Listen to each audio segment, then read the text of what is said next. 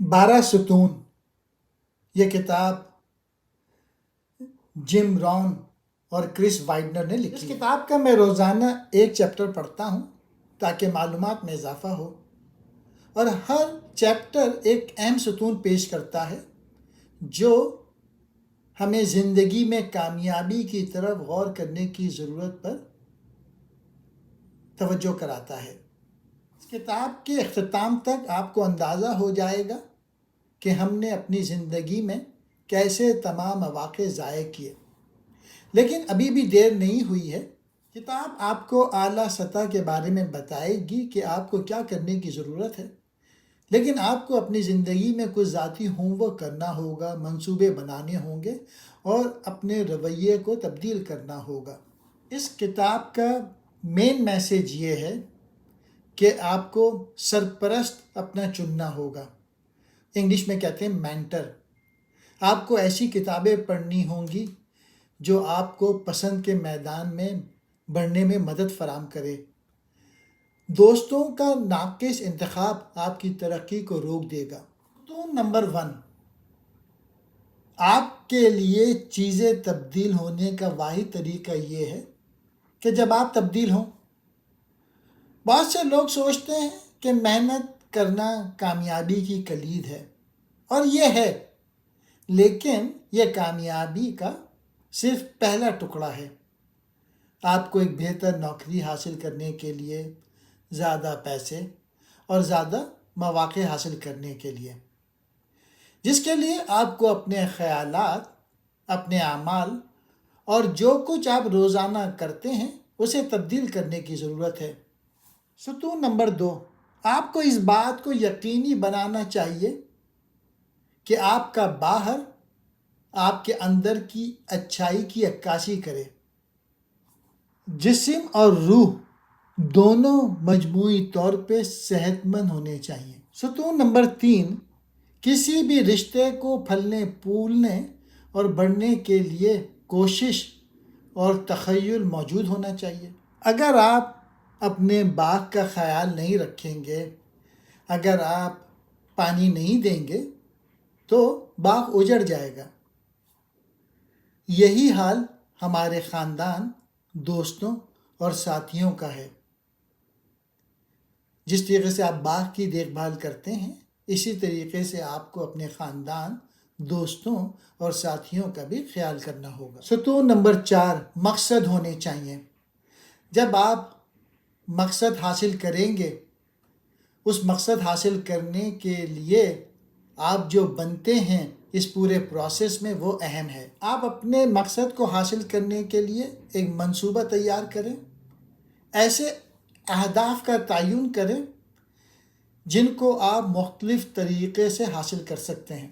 ستون نمبر 5، ہر روز بہت سے مواقع ہوتے ہیں، لیکن صرف ایک بہترین موقع ہوتا ہے۔ صرف دن سے نہ گزریں، دن سے حاصل کریں۔ اپنا وقت ضروری چیزوں پر صرف کریں۔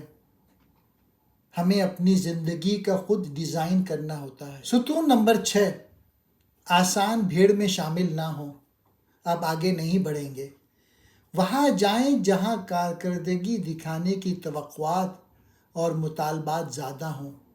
ستون نمبر 7، رسمی تعلیم جو آپ اسکول میں حاصل کرتے ہیں، کالجز میں حاصل کرتے ہیں، آپ کو روزی روٹی دے گی۔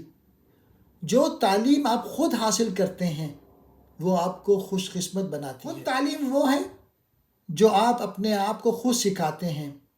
یہ وہی ہے جو آپ راستے میں سیکھتے ہیں تاکہ آپ مسلسل بہتری اور ترقی کریں۔ زیادہ تر لوگ سیکھنا اور بڑھنا جاری نہیں رکھتے۔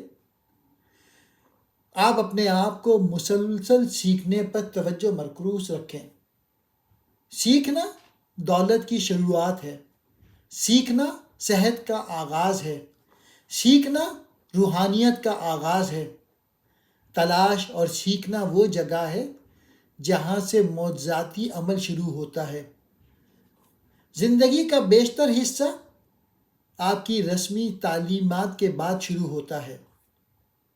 آپ جو کتابیں پڑھتے ہیں، بلکہ کتابیں بنی نوع انسان کے سیکھنے کا بہترین ذریعہ ہے اور وہ رہیں گی۔ ستون نمبر 8، دوسروں کے ساتھ اثر و رسوخ رکھنے کی ایک کلید یہ ہے کہ دوسرے آپ کو قابلیت اور خوبی والے شخص کے طور پہ سمجھیں۔ ستون نمبر 9، دوسروں کی رہنمائی کرنا، ان کے خیالات، عقائد اور اعمال کو بہتر سے بہتر کرنے میں مدد کریں۔ قیادت ایک غلط فہمی کا تصور ہے۔ زیادہ تر لوگ جب عظیم لیڈر کی اصطلاح سنتے ہیں تو ان لوگوں کے بارے میں سوچتے ہیں جو قوموں، کارپوریشنوں کی قیادت کرتے ہیں۔ قیادت کا مطلب ہے کہ آپ نے دوسروں کو متاثر کرنے کے فن میں مہارت حاصل کر لی ہے۔ دوسروں کی رہنمائی کرنا، ان کے خیالات، عقائد اور اعمال کو بہتر بنانے میں مدد کرنا ہے۔ ستون نمبر 10، ایسی زندگی گزاریں جو دوسروں کی روحانی، فکری، جسمانی، مالی مدد کرے۔ ایک ایسی زندگی گزاریں جو ایک مثال کے طور پہ کام کرے کہ ایک غیر معمولی زندگی کیسی نظر آنی چاہیے۔ آپ یہ انتخاب نہیں کر سکتے کہ آپ کتنی دیر تک زندہ رہیں گے، لیکن آپ یہ انتخاب کر سکتے ہیں کہ آپ کتنی اچھی زندگی گزاریں گے۔ آپ راستے میں دوسروں کی بھی مدد کر سکتے ہیں، اور جب آپ دوسروں کی مدد کرتے ہیں تب آپ ایک میراث بنائیں گے۔ دوسروں کی مدد کرنا اور دوسروں کو دینا دراصل زندگی کا نام ہے، اور جب آپ مر جائیں گے اور چلے جائیں گے تو یاد رکھیں کہ آپ نے دوسروں کے لیے کیا کیا، نہ کہ آپ کے پاس کیا ہے۔